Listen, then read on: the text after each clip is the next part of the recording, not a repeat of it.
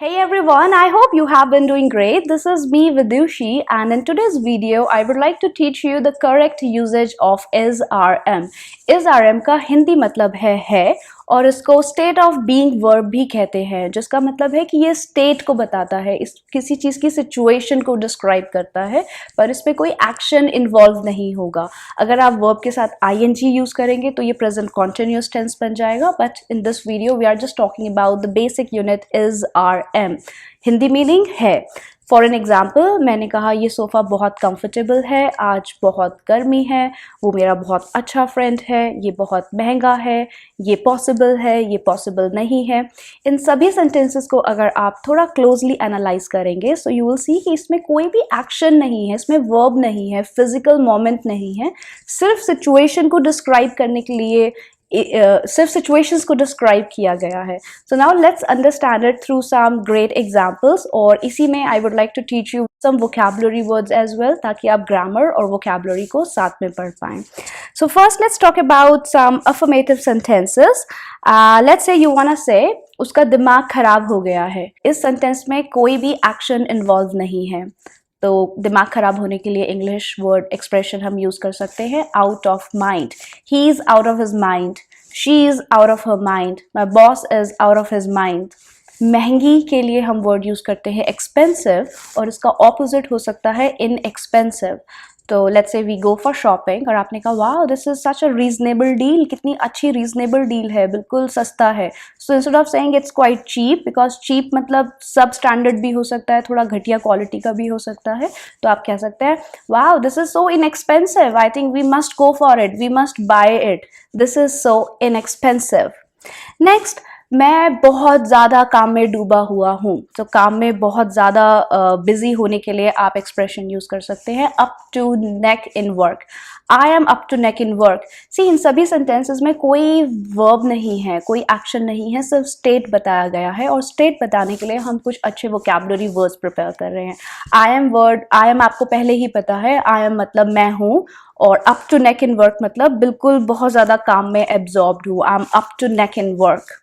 Let's say आपके friends आपको किसी मीटिंग या किसी डिस्कशन के लिए संडे को बुलाते हैं, पर आपका Sunday is already pre planned, आपने उसको पहले से ही प्लान किया हुआ है कि I will be doing this, I will be doing that, कुछ पर्सनल एंगेजमेंट्स हैं जो मेरे को ध्यान रखनी है।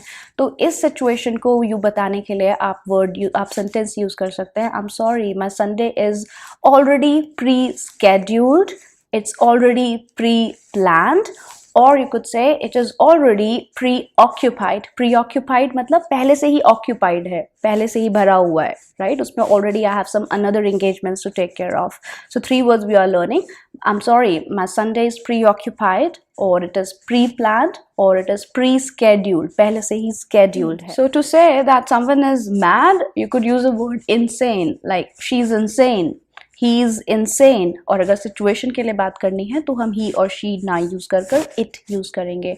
इट इज़ insane, लाइक अगर मैंने कहा okay I will be working 24/7 just to meet all my expenses. So you could say, come on, are you crazy? This is insane. मतलब ये बहुत foolish thought है। Next, this is a thought-provoking question. Thought-provoking, it could be anything which causes you to think about something seriously. जैसे कोई अच्छी movie आती है जो बहुत ही आपको सोचने पर मजबूर कर देती है, तो आप उसको भी डिस्क्राइब कर सकते हैं कहकर oh that's a thought provoking movie. या अगर आपसे कोई बहुत डिफ़िकल्ट क्वेश्चन पूछता है किसी मीटिंग में या प्रेजेंटेशन में, and you don't have an answer for that, so you could say that's a thought provoking question, I think we must think about it, we must think about it, it's really a thought provoking question। और thought provoking कोई भी situation हो सकती है, movie हो सकती है। ये मशीन किसी भी काम की नहीं है। अब देखो इसमें भी कोई एक्शन नहीं है, तो हम सिंपल is-rm यूज़ करेंगे। सब्जेक्ट है machine, this machine is good for nothing. अगर हमें किसी के लिए बोलना हो कि जैक किसी काम का नहीं है, Jack is good for nothing, अब अपने फ्रेंड्स को भी क्रिटिसाइज़ कर सकते हैं, यू गुड फॉर नथिंग। और एक और सेंटेंस इसी के जैसा, अगर आपको कहना उसे कुछ भी नहीं आता, he is good at nothing. और अगर आपको कहना उसे सब कुछ आता है, वो सब चीज़ों में बहुत अच्छा है, he is good at everything, he is good at everything. Cool. Next we have this is beyond my limit. किसी भी चीज़ को बताने के लिए कि वो आपके बजट से बाहर है, आपकी लिमिट से बाहर है, सो SRM से ही हम सेंटेंस फ्रेम करेंगे. This is beyond my limit. कोई भी चीज़ आपकी एक्सपेक्टेशन से बहुत ज़्यादा है, आपने उम्मीद किया था कि वो इतना अच्छा होगा पर वो बहुत अच्छा है.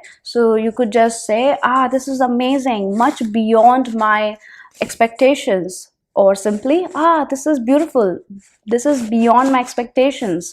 और अगर कोई चीज़ आपकी एक्सपेक्टेशन से कम है तो आप कह सकते हैं yeah it's fine but it's below my expectations.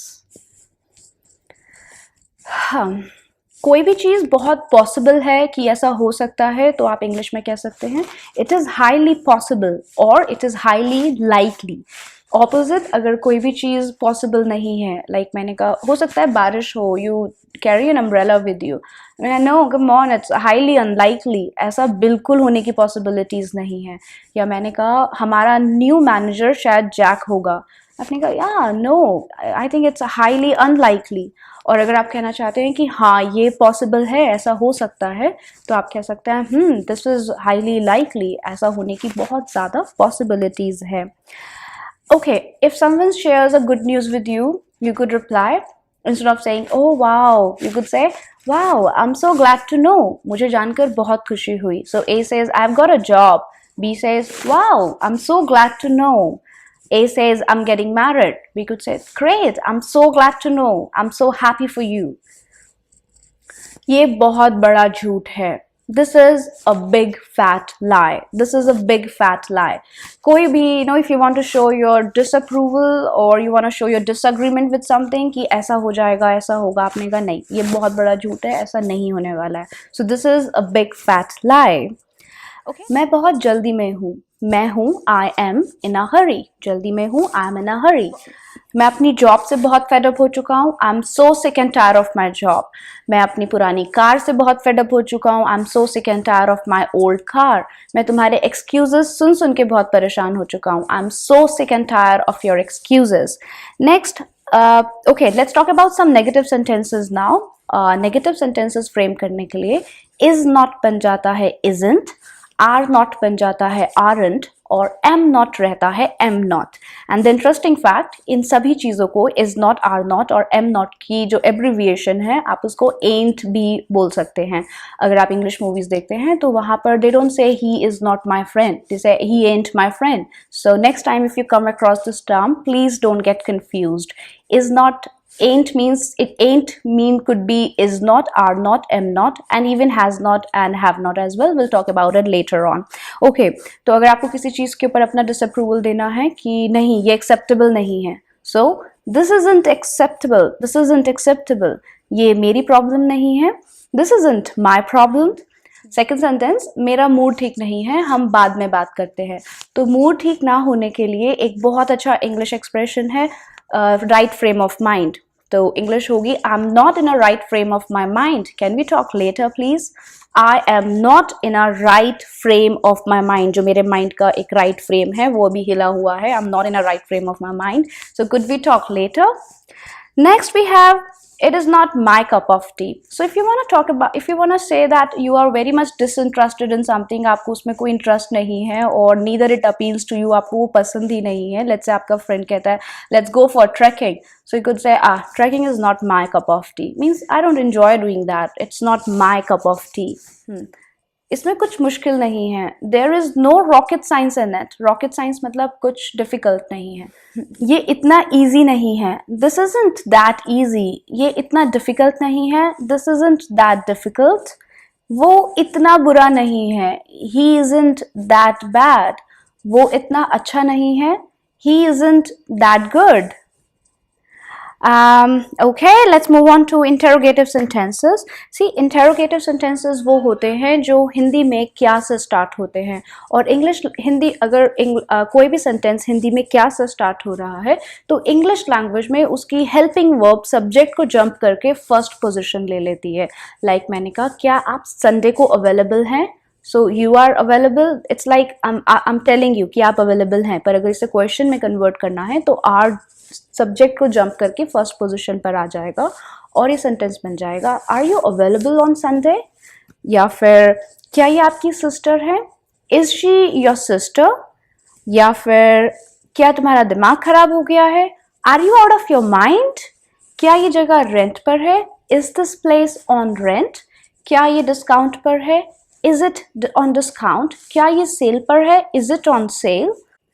क्या तुम पागल हो? Are you nuts? क्या ये सीट किसी ने ऑलरेडी ली हुई है? Is this seat taken? Is this seat taken मतलब क्या ये सीट ऑलरेडी किसी ने ली हुई है? क्या ये आपका है? Is it yours? क्या ये आपका नहीं है? तो जब नेगेटिव और इंटेरोगेटिव को हम मिक्स करेंगे तो प्रेफर करो कि नॉट को हमेशा इज के साथ ही पहले ले आओ, तो ये हो जाएगा इजंट इट। इजंट इट हम किसी ऑब्जेक्ट के लिए बात कर रहे हैं। Isn't it yours? Isn't this phone yours? क्या ये जगह रेंट पर नहीं है? Isn't this place on rent? क्या आप इटली से नहीं हैं? Aren't you from Italy? Aren't you from London? क्या आप घर पर हैं? Are you home? Yes, home word से पहले आपको एट लगाने की जरूरत नहीं है, यू कुड जस्ट फ्रीली से are you home. Cool. Now let's look at some questions. So English language में आपको जब भी कोई भी question frame करना है, whether it belongs to is, are, am, do, does, has, have or anything, तो उसका सेंटेंस फ्रेम करने के लिए सबसे पहले आप हिंदी से क्वेश्चन वर्ड की इंग्लिश बनाएंगे। जैसे वो कौन है, दरवाजे पर कौन है, वो किसका है, ये कितने रुपए का है। इन सभी सेंटेंसेस में कोई भी एक्शन नहीं है, इसलिए हम इन्हें सिंपल इज आर एम से फ्रेम करेंगे। तो सेंटेंस है ये कितने का है, सबसे पहले इंग्लिश आएगी कितने का, हाउ मच। क्योंकि ऑब्जेक्ट सिंगुलर है तो हम इज यूज करेंगे। How much is it? How much is it? आज डेट क्या है? तो क्या डेट है, तो क्वेश्चन है क्या date, what date is it. अभी टाइम क्या हुआ है, व्हाट टाइम इज इट। आप कहाँ से हैं, कहाँ की इंग्लिश वेयर, क्योंकि यू को हमेशा प्लूरल कंसिडर किया जाता है इसलिए हम यू के साथ आर यूज करेंगे। और सेंटेंस होगा वेयर आर यू फ्रॉम? ये आपके कौन लगते हैं? This is a tricky question right, ये आपके कौन लगते हैं। अगेन इसमें कोई एक्शन नहीं है, so let's look at its translation. It should be who is he to you? Who is he to you? Is he your sister? Is he your husband? Is she your friend? Who is he to you? क्या ये possible है? No, ये क्या ये possible है interrogative से belong करेगा, तो इसे बनाने के लिए हमें क्वेश्चन वर्ड की जरूरत नहीं है। Is it possible? पर अगर हमने कहा ये कैसे पॉसिबल है, तो सबसे पहले आप कैसे की इंग्लिश बनाएंगे, वो है how. How is it possible?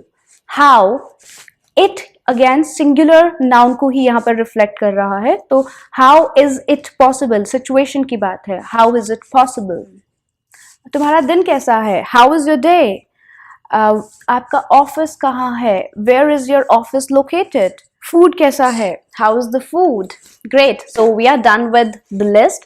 But guys did you see कि एक simple is are am unit को यूज करके हमने कितने सारे सेंटेंसेस बनाए हैं, और ये सारे सेंटेंसेस सिर्फ एक ही ग्रामर स्ट्रक्चर से बिलोंग करते हैं।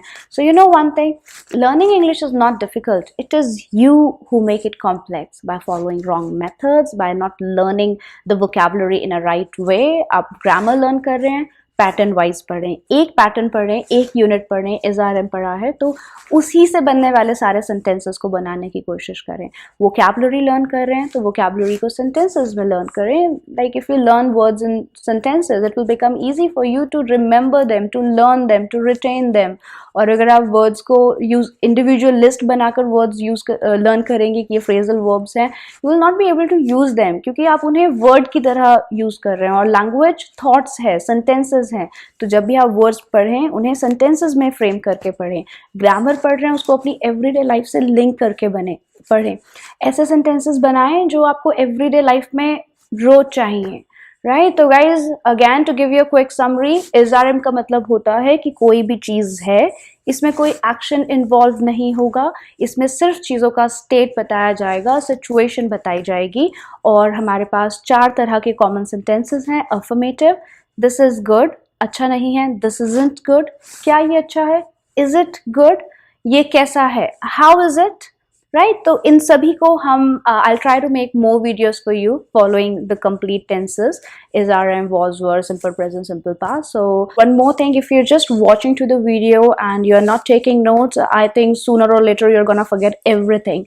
So अपनी notebook लाएं, watch the video again, do write all the sentences, उनको analyze करें और उसी की तरह और sentences बनाने की कोशिश करें.